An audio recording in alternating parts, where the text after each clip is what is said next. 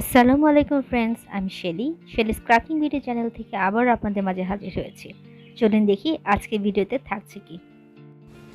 আনুমানিক ভোর ৫টায় দরজায় শব্দ এবং ফোনের কল আর ডাকাডাকির শব্দে কিন্তু ঘুম ভেঙে যায়।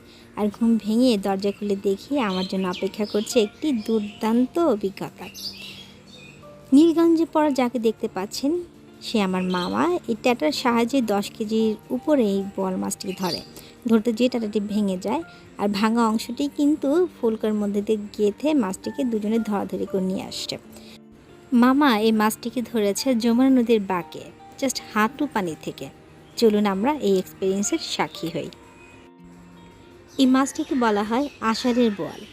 আমরা যারা ঢাকায় থাকি তারা দেখতে পায় জীবন্ত মাছ বলতে রুই, কাতল বা শিং মাছ, কিন্তু জীবনেই প্রথম আমি জীবন্ত এই বোয়াল মাছটিকে দেখলাম। এখন চলছে মাছটিকে কাটার প্রস্তুতি, সাথে কিছু খোসকা পাতা, ভাঙা ট্যাটা। আর গ্রামের অলমোস্ট অনেকেই এই মাছটিকে দেখার জন্য কিন্তু ভিড় করেছে।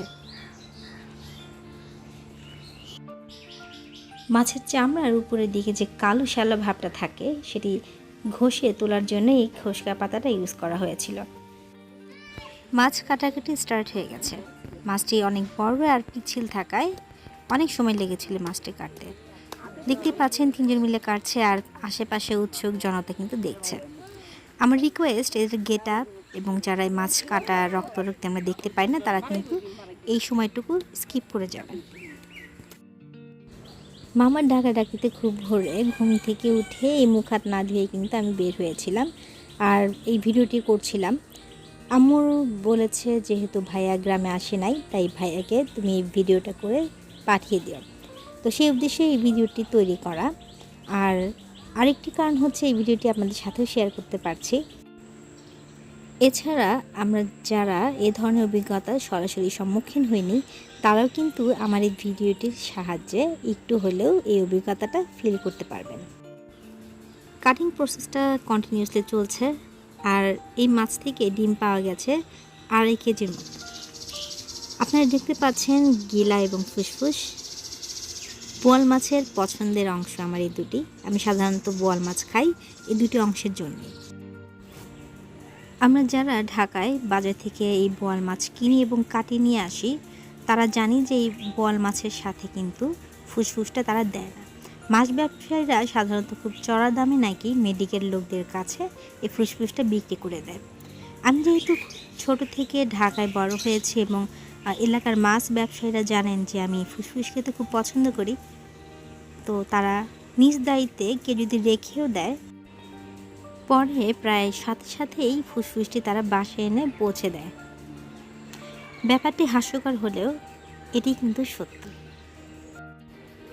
হঠাৎ করে এই পিচিটা ক্যামেরার সামনে আসছে আর পাশে থাকা কাজিন খুব জোরে একটা ধমক দিছে, আই তুই এখানে আসছিস কেন ক্যামেরার সামনে। তো যাই হোক, এখন আমরা কুকিং প্রসেসে চলে যাব। এখন আমি এই যে রান্নার জন্য কিছু মাছ নিয়েছি। এখানে আমার টুকটাগুলো খুবই দেখতেই পাচ্ছেন ছোটো ছোটো পিস করা হয়েছে।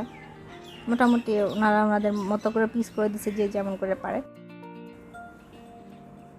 তো এখন আমি এটাকে ম্যারিনেট করব। তার জন্য প্রথমেই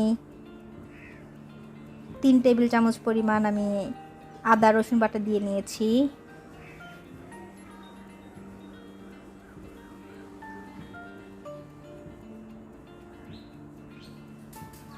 জিরা এবং গরম মশলা বাটা দিচ্ছি প্রায় 1.5 টেবিল চামচের মতো।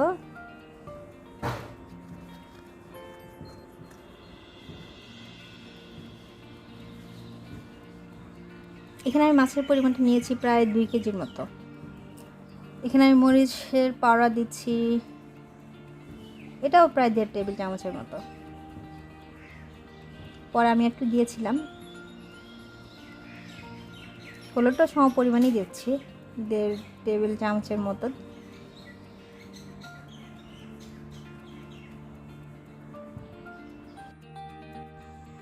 দিয়ে দিচ্ছি 1 টেবিল চামচ পরিমাণ জিরার গুঁড়া আর দিব স্বাদ মতো লবণ। আপনারা যখন মাছ রান্না করবেন বা যে কোনো কিছু রান্না করবেন তখন লবণ এবং ঝালের পরিমাণটা আপনাদের স্বাদ মতো অ্যাডজাস্ট করে নিয়ে নেবেন। দিয়ে দিচ্ছি 3 টেবিল চামচ পরিমাণ খাঁটি সরিষার তেল। আপনারা এটাকে ঘানি ভাঙা সরিষার তেলও বলতে পারেন। আরও দিব 1 কাপ পরিমাণ মোটা করে কেটে রাখা পেঁয়াজ কুচি, সাথে দিব 4টি কাঁচামরিচ ফালি। দিয়ে খুব ভালোভাবে মাছটিকে মেখে নিব।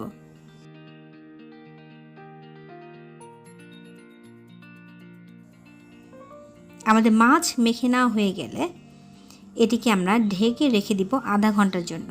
তারপর শুরু করব মূল রান্না। কারেন্ট চলে যাওয়ায় মাছের কষানো পর্বটা আমি শ্যুট করতে পারিনি, তাই ভিডিওতে বলে দিচ্ছি কীভাবে মাছটি কষে নিয়েছি। মাছটি কষানোর জন্য একটু ছড়ানো পাত্র চুলায় দিয়ে তাতে 2 কাপ পরিমাণ সরষের তেল ভালোভাবে গরম করে নিয়েছি। তেল গরম করা হয়ে গেলে 2টি তেজপাতা ফোড়ন দিয়ে 1.5 কাপ পরিমাণ পেঁয়াজ কুচি খুব লালচে করে ভেজে নিয়েছি। পেঁয়াজ ভাজা হয়ে গেলে তাতে আগের থেকে ম্যারিনেট করে রাখা মাছ দিয়ে খুব ভালোভাবে কষিয়ে নিয়েছি।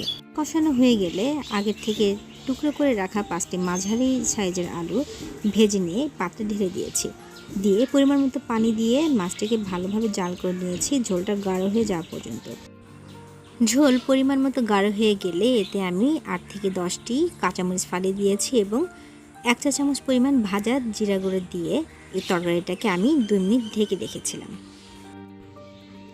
চিকন ভাতের সাথে আমি আমার মাছের পছন্দের টুকরোগুলো নিয়ে নিয়েছি। দেখতেই পাচ্ছেন মাছের টুকরো আছে একটি, ফুসফুস এবং গিলা। এখন সময় খেয়ে ফেলার। সো গাইস, আমাদের ভিডিওটি যদি আপনাদের ভালো লেগে থাকে তাহলে ফ্রেন্ডস এবং ফ্যামিলির মাঝে শেয়ার করুন।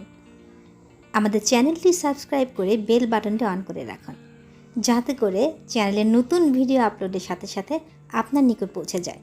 ততক্ষণ পর্যন্ত ভালো থাকুন, আমাদের সাথেই থাকুন। আল্লাহ হাফেজ।